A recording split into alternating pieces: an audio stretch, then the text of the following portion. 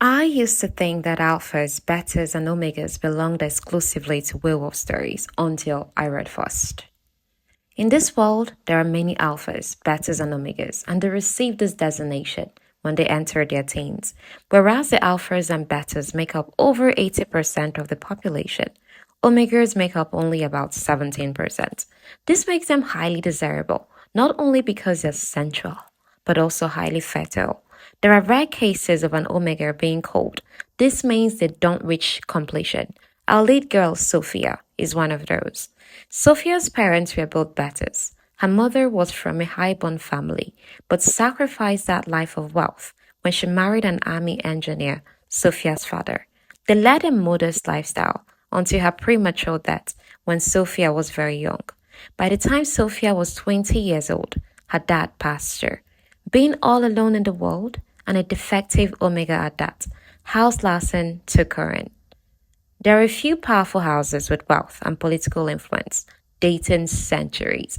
House Larson is one of them, and way above Sophia's station. But somehow she became friends with Lara Larson.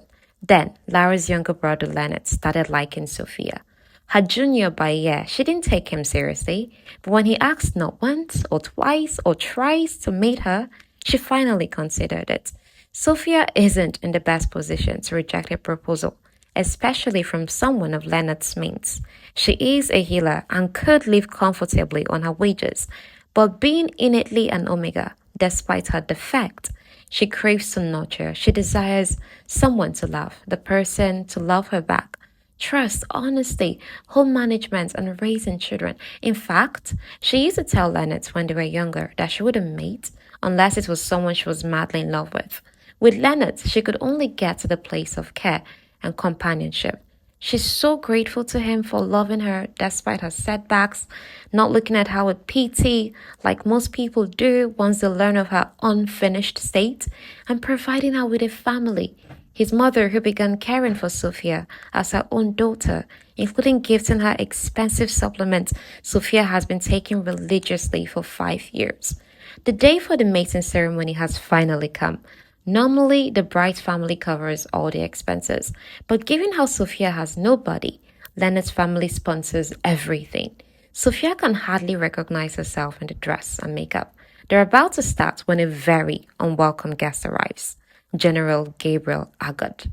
At 20 years old and born from commoners, Gabriel is something of a prodigy. No one rises through the ranks of the military that fast, or gets as far as he has without huge support from one or more noble houses. But Gabriel did, so much so that people often wondered if he were secretly a son of one of the noble houses. Gabriel hates the noble house's entitlement. They exist in a world where they live in what is called a stronghold, mostly underneath water, and have all this delicate technology that keeps life running. The military mainly consists of highly trained engineers who guard the stronghold, defend it from monstrous creatures, and repair whatever needs fixing before it can escalate. In this world, the military keep things running, which is why the position of general is the most powerful that there is.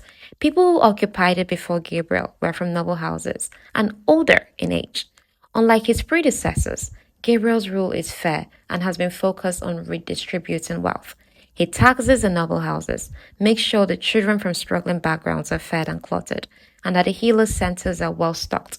Unfortunately, the only noble house that refuses to follow Gabriel's tax directive is House Larson. They not only do that, but have also tried repeatedly to take Gabriel out. The head of House Larson, Leonard's father, is a man that Sophia feels very unsafe around. He's one of those alphas who believe omegas and betas are less than any alpha. His own family mostly consists of alphas, with the exception of his wife, Lady Larson, who is an omega, and Leonard, who is a beta. Leonard's father hates that Gabriel isn't in his pocket and constantly tries to sabotage his leadership. The consequence is that many innocent soldiers and bystanders have been caught in the crossfire. Gabriel wants to put an end to the sabotage once for all. However, there is a governing council of 12 presiding over the stronghold. As much as Gabriel is powerful because he's very useful to the preservation of thousands of lives, he's also accountable to a system, or he can't be rightfully removed from his position as general. Gabriel can't just have House Lassen punished because of speculation. He needs proof. But House Lassen has been very good at covering up any involvement against Gabriel. In a last-ditch attempt, Gabriel shows up to the mating ceremony and claims his right of the first night. It's a law that permits a general to bed the new wife of a noble house right after the mating ceremony.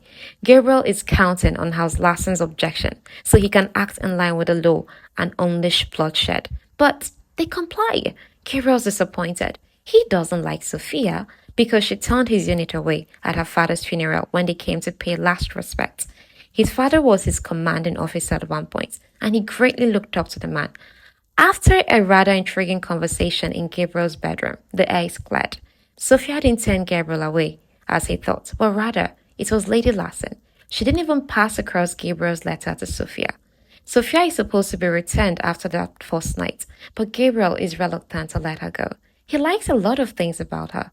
Taking Sophia also has the desired effect of making House Lassen attempt to stage a coup against Gabriel's administration.